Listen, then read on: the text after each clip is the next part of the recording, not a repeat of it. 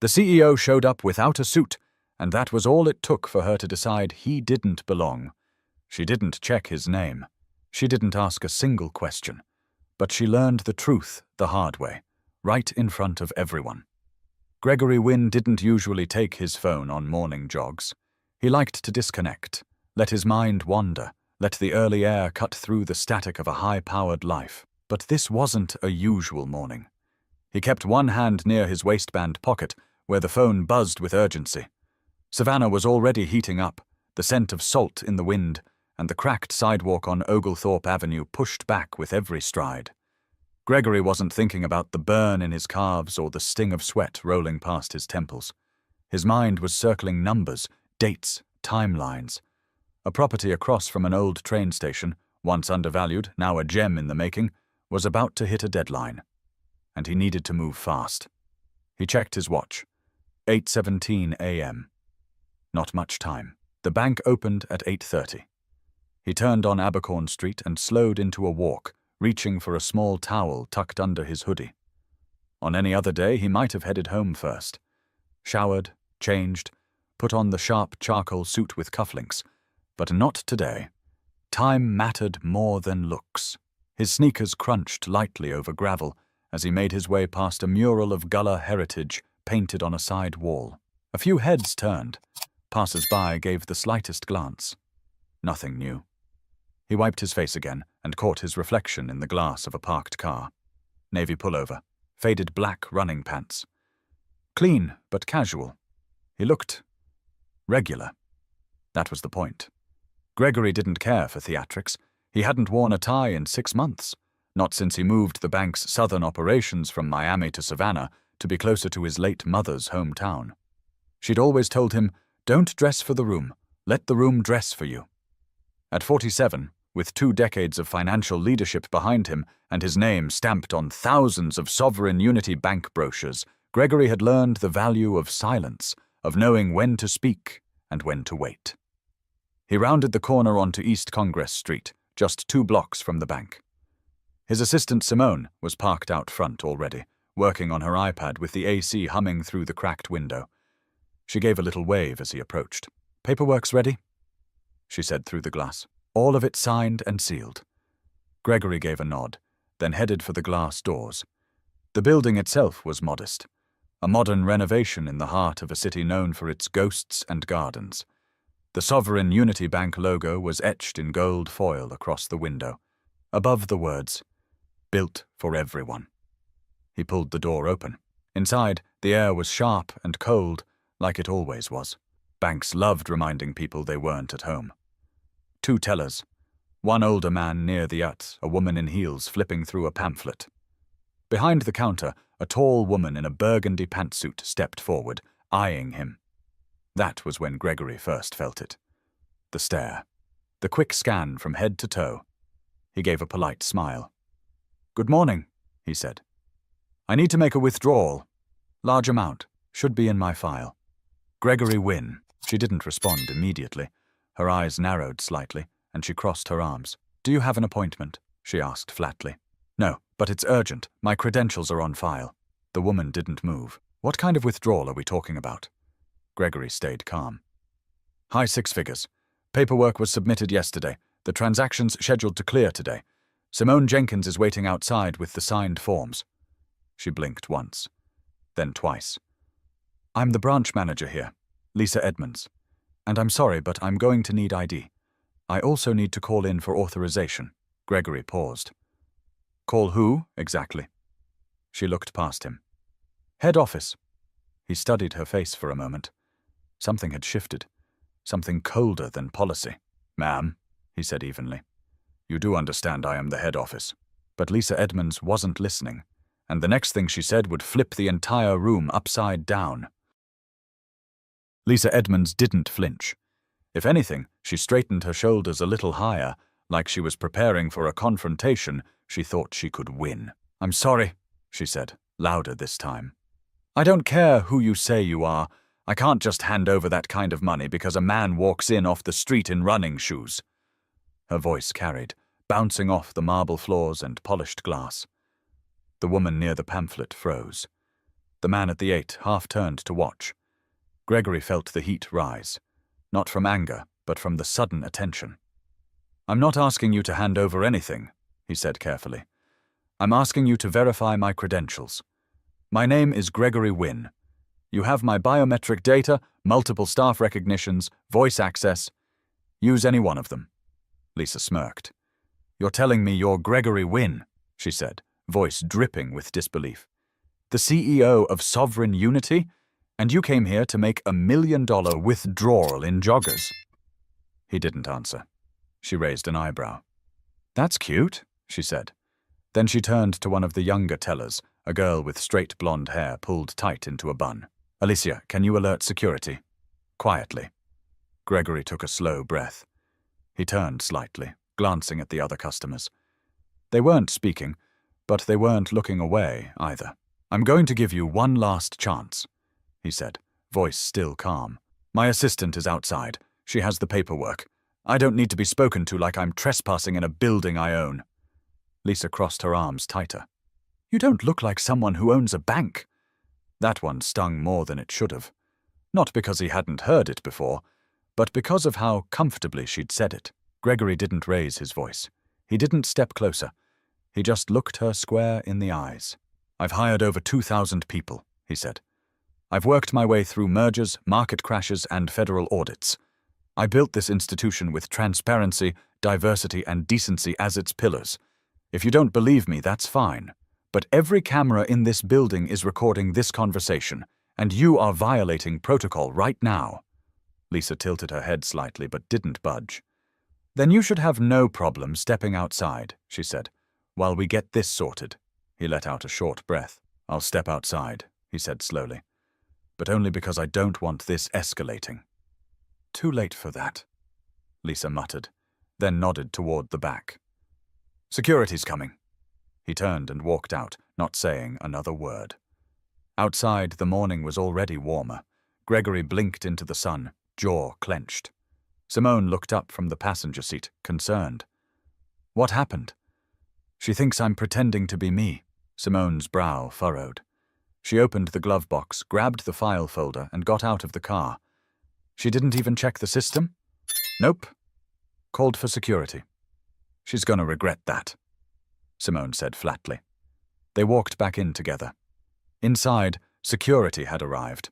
A stocky man in his 50s with a badge clipped to his belt and a look that said he already hated paperwork.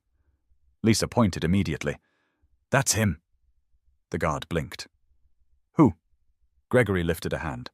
"I'm Gregory Wynne, CEO. I'm not here to cause trouble." Lisa cut in. "He says that, but he refused to show ID, and here's the paperwork," Simone said, stepping forward and placing it gently on the counter.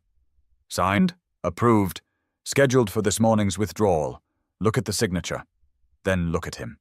Lisa glanced at the document, paused, then reached for it. Her eyes moved across the page. And then something shifted. Her posture, her mouth. Simone didn't flinch.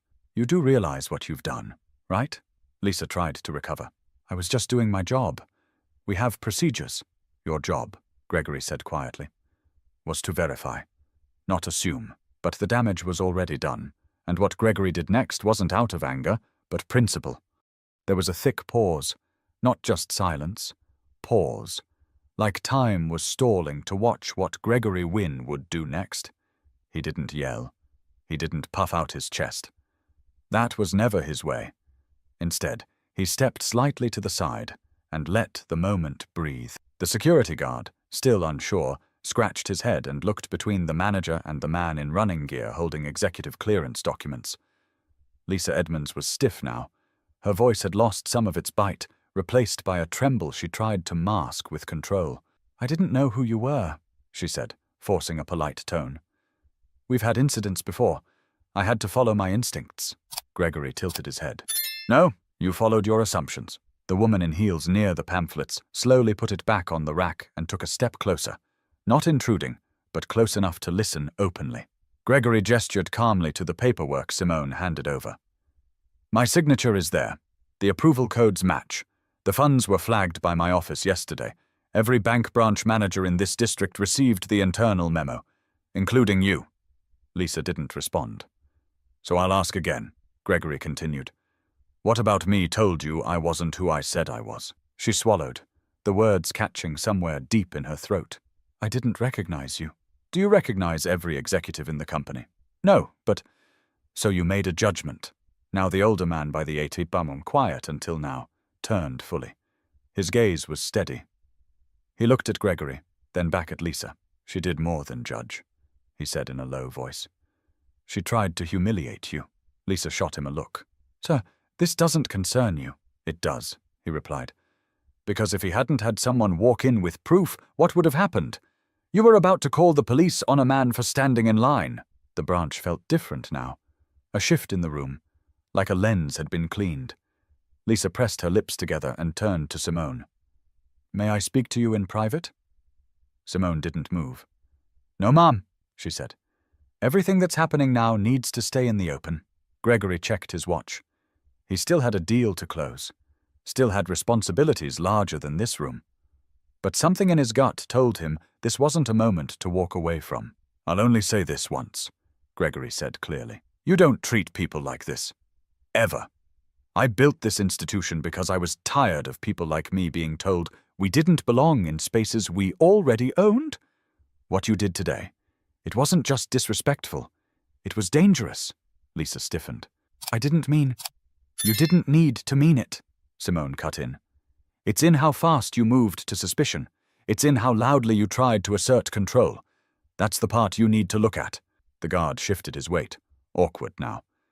Do you need me to call HQ? He asked Gregory quietly. No, Gregory said, pulling out his phone. I'll do it myself. He stepped aside, tapped once and brought the phone to his ear. The conversation was short. A few words, a pause, another response. Then he hung up and turned back to Lisa. You'll be contacted by HR within the hour, he said simply. Effective immediately. You're relieved of duty. You are not to interact with customers, access files, or remain in this building past the next 30 minutes. Lisa opened her mouth to respond, but nothing came out. The woman near the pamphlets whispered, Wow. The man at the 8 nodded slowly. Been a long time coming. Gregory didn't gloat, didn't smirk.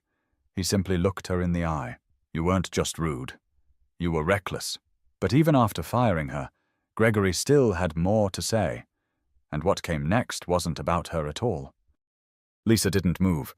Her hands were shaking slightly now, still clinging to the edge of the counter like it was holding her up. For a moment, she looked like she might say something. Apologize. Explain. But the words never came. Gregory turned his attention to the young teller. Alicia, can you please process the withdrawal using the documentation provided? He asked gently.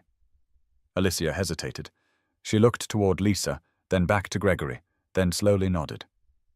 Yes, sir. I just need a few minutes to enter the codes. Her voice was small, like she wasn't used to being heard. Gregory took a step back. He wasn't about to stand over her. Simone stood beside him, arms folded, eyes forward. She hadn't spoken again, but the energy around her was clear. She was furious, but too professional to show it outright. I'm sorry, Alicia added quietly. About all that. Gregory nodded. Thank you. Across the lobby, the man by the 8 picked up his receipt and walked over. He was about 60, maybe older, dressed in worn khakis and a short-sleeved button-up with a Georgia Bulldog's pin clipped to the collar. He leaned toward Gregory, speaking just loud enough to be heard. Don't let it eat at you, he said. She did wrong, no question. But you held your ground the right way. With class. A lot of folks wouldn't have had that kind of restraint. Gregory smiled faintly. It's not about restraint, he said. It's about clarity. The man nodded slowly. My name's Melvin Banks, he said, offering his hand. Been banking here 25 years. Never seen anything like that. I'm glad I did. Gregory shook his hand. Nice to meet you, Mr. Banks. Then he walked a few steps away, letting Alicia do her work. His phone buzzed again. Another update from the acquisitions team. He ignored it. He glanced at Simone. You okay? She exhaled through her nose. I wanted to throw that binder at her head. Gregory cracked a smile. Would have been a lawsuit. We need you too much for that. Simone shook her head, half laughing. I've been working for you for 6 years. Not once have I seen someone be that dismissive, that bold, that sure she was right while being dead wrong." He looked past her, at the glass wall of the bank, where the reflection showed Lisa still standing by the counter. "You know what gets me?" he said. "She didn't even think to check, because she thought she already knew," Simone replied. Gregory nodded. "That's the part people don't want to admit, that sometimes what you think is just instinct is really a bad habit dressed up like certainty." Alicia raised her hand slightly. "Sir, I have your transaction ready for final authorization." He walked back over and verified it with a simple code, a code only 3 people in the company had access to. "Done," Alicia said. "Your funds will be available for transfer in the next 15 minutes. "Perfect," Gregory said. He reached into his pocket, pulled out a slim money clip, and slid a $100 bill across the counter. "For you." Alicia's eyes widened. "Sir, I can't accept that." "You can. And you should. Because you handled this better than people twice your age and rank." She took it, unsure, but grateful. Lisa was still standing there, as if waiting for someone to undo what had been said. Gregory finally turned to her one last time. "You know what you could have done differently?" he asked. She looked up, eyes glassy. "You could have asked one more question. That's all it would have taken." But now that the withdrawal was handled, Simone had something to say, and her words hit harder than anything Gregory had said so far. Simone turned toward Lisa like she'd been holding something in since the moment they walked in, and now, with the transaction processed and the silence thick enough to snap, she didn't bother lowering her voice. "You ever been dismissed like that?" she asked Lisa, direct. Lisa blinked, caught off guard. "What do you mean?" "I mean, has anyone ever looked at you, decided they knew everything they needed to know in half a second, and treated you like a problem just for walking through a door?" Lisa didn't answer. Simone kept going. Her tone wasn't angry, just plain and measured. "You know why I'm asking." Lisa glanced around as if trying to locate some backup in the room. There was none. "You treated him like a threat," Simone continued. "Didn't matter what he said. Didn't matter how calmly he said it. You decided before he got a full sentence out." "I made a mistake," Lisa muttered. "No," Simone corrected. "You made a choice." "That's different." Gregory said nothing. He let Simone speak because he knew this wasn't about venting. It was about holding someone accountable in a way she'd remember. Lisa didn't look up. Alicia kept her eyes on the screen in front of her, pretending to click something, but her cheeks were flushed. Even the security guard leaned on the wall with his arms crossed, watching like he knew what he was witnessing was overdue. Gregory finally stepped in again, this time quieter. "Your employment status has already been flagged. You'll be contacted before noon. I've made arrangements for an interim manager until we evaluate internal replacements." Lisa opened her mouth to object, but Gregory cut her off. "This isn't a grudge. It's a liability issue now." He wasn't just saying it for her benefit. The other staff needed to hear it too.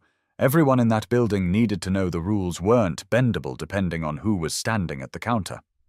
"You represent more than just a paycheck," he added. "You represent trust, and today you shattered that." Lisa's face fell completely. Any fire she'd had at the start was gone. "I didn't mean for it to go that way," she whispered. "I really didn't." Simone shook her head. "Then why did you double down after he told you who he was?" No reply. Gregory reached into his jacket pocket and pulled out a small, leather-bound notebook. He flipped to a contact page, jotted down a name, tore it out, and handed it to Lisa. "You're going to get a call today, but before that, I suggest calling this number," he said. "Her name's Dr. Deandra Solis. She runs implicit training workshops out of Charleston. Not mandatory. Just think about it." Lisa took the paper like it was heavier than it was. "I'm not a bad person," she said. "Bad people rarely think they are," Simone replied. Gregory looked at her, then back at Lisa. "I don't think you're evil," he said plainly. "But I do think you forgot who you were supposed to be the moment you felt uncomfortable. And that's something you'll have to live with. Not us." He turned toward the door, then stopped. "Oh, and the next time someone tells you who they are, maybe listen." Then he walked out. Just like that. No scene, no drama, just purpose.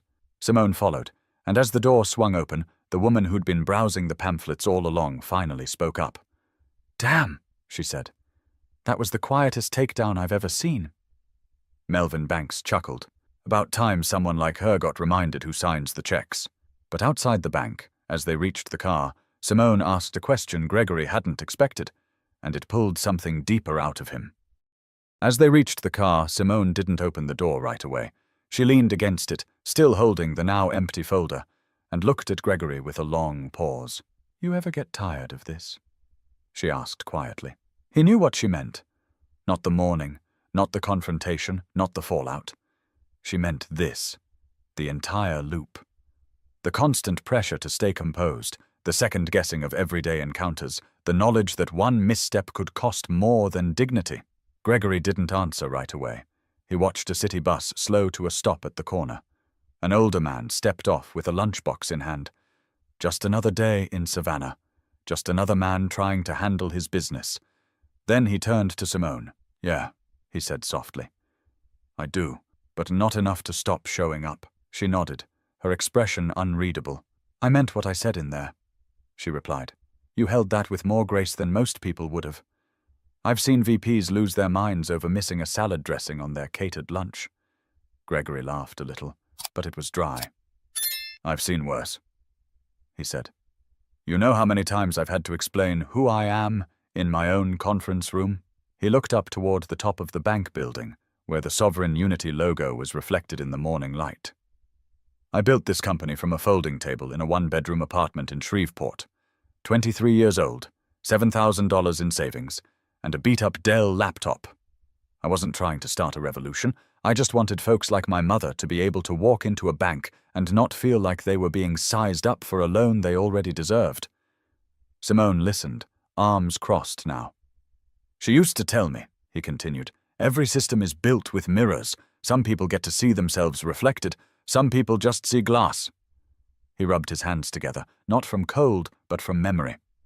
"First time I pitched a merger, I got told to wait in the hallway. They thought I was the guy delivering sandwiches." "You serious?" "Dead serious. That was in Dallas. And after I closed the deal, the same guy came back and asked if I could train his team." Simone let out a low whistle. "So this today," she said. "Just another Tuesday." "No," Gregory said, finally opening the car door. "This wasn't just another Tuesday. This was personal. Because I could have ignored it.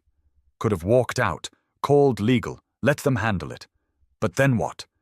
He paused, then turned to her. She'd do it to the next person. Maybe someone younger, someone not as connected. And that person would walk out humiliated, doubting themselves. Maybe they'd stop coming back. That's how the cracks start. Simone got into the passenger seat and closed the door. For a moment, neither of them said anything.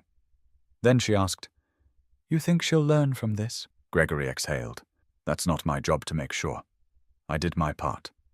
The rest is up to her."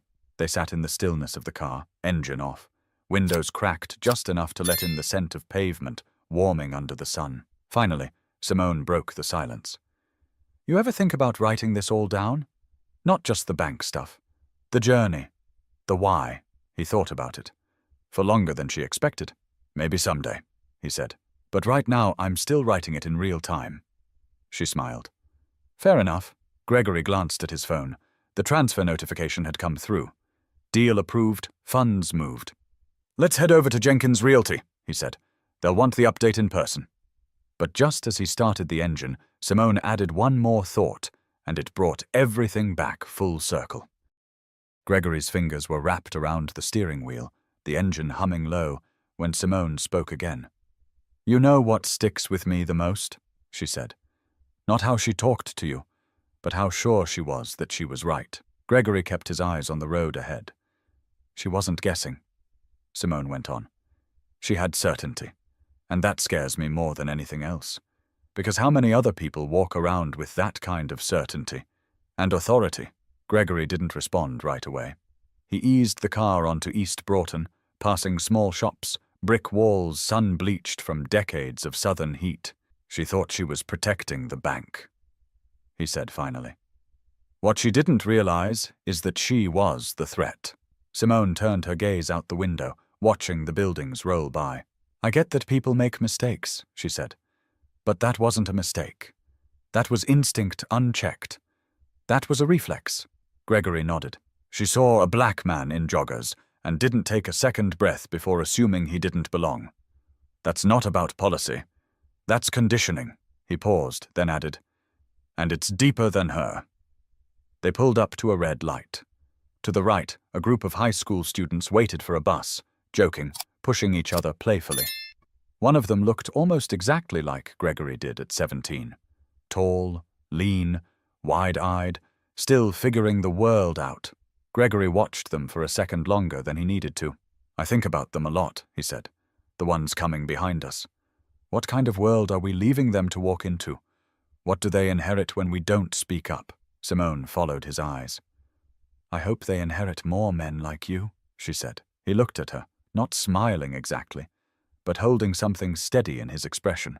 I'm not special, he said. I just refused to accept the version of myself other people tried to hand me. The light turned green. They kept driving, the bank now far behind them. But neither of them felt finished with what had happened.